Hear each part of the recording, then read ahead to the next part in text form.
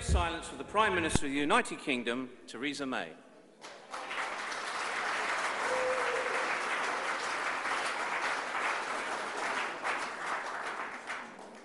Lord Rothschild, Prime Minister Netanyahu, Chief Rabbi, distinguished guests, lords, ladies and gentlemen, I am so pleased to be here with you tonight and to be with you, Lord Balfour, on this special evening as we mark the centenary of the letter written by your great-uncle, which I believe to be one of the most significant letters in history.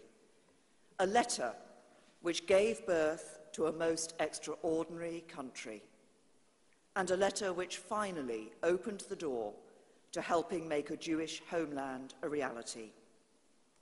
It was a letter that is all the more remarkable when you consider its length, its context, and its sensitivity.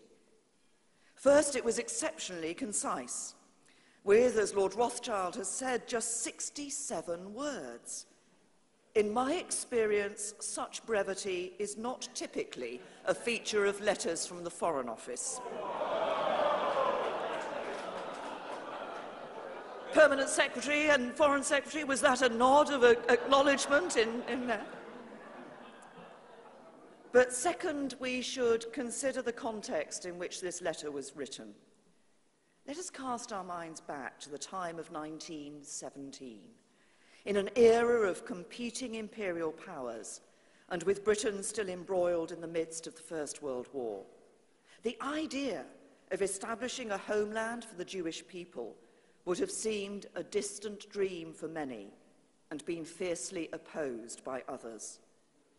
Yet it was at this very moment that Lord Balfour had the vision and the leadership to make this profound statement about restoring a persecuted people to a safe and secure homeland. And third, this was a letter that remains very sensitive for many people today, but it was not ignorant of those sensitivities. Indeed, Balfour wrote explicitly that nothing shall be done which may prejudice the civil and religious rights of existing non-Jewish communities in Palestine or the rights and political status enjoyed by Jews in any other country. So when some people suggest we should apologize for this letter, I say absolutely not.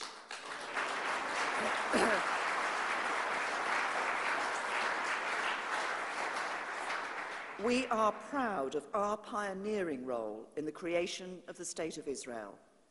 We are proud to stand here today together with Prime Minister Netanyahu and declare our support for Israel. And we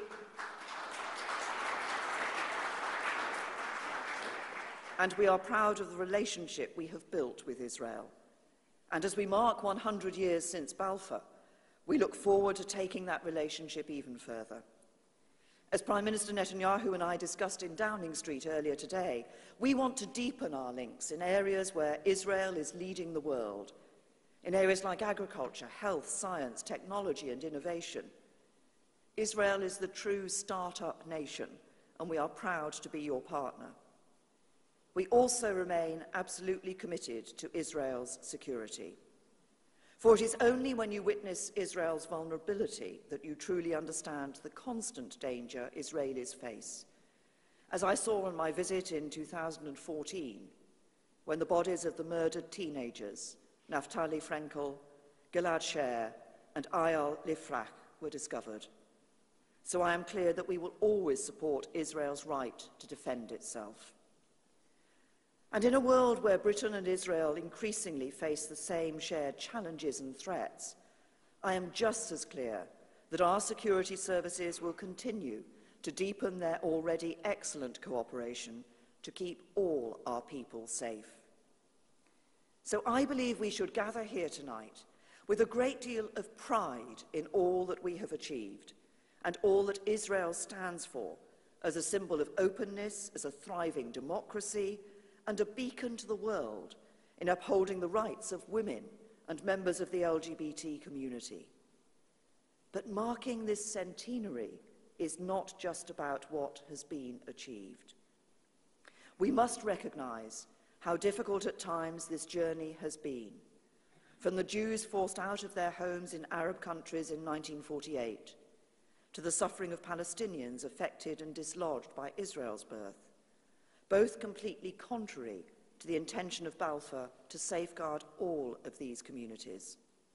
And we must, I believe, seize this opportunity to renew our resolve on what is still to be achieved. For sadly, Balfour remains unfinished business, as his fundamental vision of peaceful coexistence has not yet been fulfilled. And I believe it demands of us today a renewed resolve to support a lasting peace that is in the interests of both Israelis and Palestinians, and in the interests of us all. So I'm delighted to see US Secretary of Commerce Wilbur Ross here with us this evening. And Wilbur, you can be assured of the full-hearted support of the United Kingdom for the efforts that the Trump administration is making to bring the parties together to reach that peace deal. A peace deal that must be based on a two-state solution, with a safe and secure Israel alongside a viable and sovereign Palestinian state. And let us be honest with each other. There will need to be compromises from each side if we are to have a realistic chance of achieving this goal, including an end to the building of new settlements and an end to Palestinian incitement too. But as we work together towards Balfour's vision of a peaceful coexistence, we must be equally clear that there can never be any excuses for boycotts, divestment or sanctions. They are unacceptable, and this government will have no truck with those who subscribe to them. Neither can there be ever be any excuse for anti-Semitism in any form. Just as there is no excuse for hatred against Muslims, Christians, or anyone based on the peaceful religions they choose to follow, the place of their birth, or the colour of their skin. And yes, this means recognizing that there is today a new and pernicious form of anti-Semitism, which uses criticism of the actions of the Israeli government as a despicable justification for questioning the very right of Israel to exist. This is abhorrent, and we will not stand for it. And that is why the United Kingdom has been at the forefront of an international effort to create a new definition of anti-Semitism, which explicitly calls out this inexcusable attempt to justify hatred. So let me be clear. Criticising the actions of Israel is never and can never be an excuse for questioning Israel's right to exist, any more than criticising the actions of Britain could be an excuse for questioning our right to exist. And criticising the government of Israel is never and can never be an excuse for hatred against the Jewish people, any more than criticising the British government would be an excuse for hatred against the British people. Put simply, there can be no excuses for any kind of hatred towards the Jewish people. There never have been, and there never will be. And let me say this too. We will never forget where that hatred and prejudice can lead. That is why it is right that the United Kingdom will have a permanent and fitting national memorial to the Holocaust, standing next to Parliament, together with a learning centre that will teach the lessons of the Holocaust for society today and act as a voice against hatred in the modern world. And I'm delighted that just last week, the cross-party United Kingdom Holocaust Memorial Foundation announced that Sir David Adjaye, Ron Arad and the landscape architects Gustafsson, Porter and Baumann have won the international design competition for the Memorial and Learning Centre with their evocative concept design for this new national landmark at the heart of our democracy.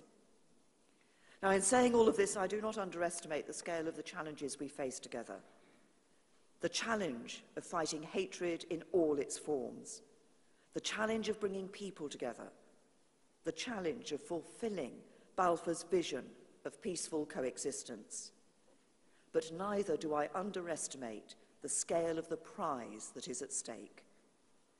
I saw a glimpse of that prize just last Saturday when I attended a charity concert with the West Eastern Divan Orchestra on London's South Bank, an orchestra that brings together young Israeli and Palestinian musicians, as well as those from several other Arab countries, to promote coexistence and intercultural dialogue.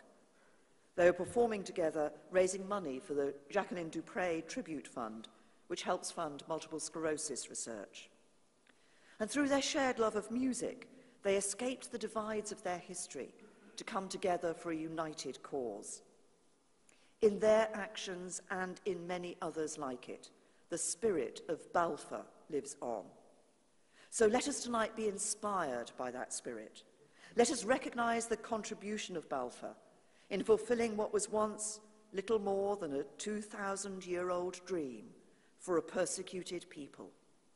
Let us take inspiration from the vision he showed as we work together for that future, where Arabs and Jews can live in peaceful coexistence. And as we look to that future, let us mark with pride what has been achieved with the creation of the State of Israel, and in Balfour's own words, a national home for the Jewish people. Thank you.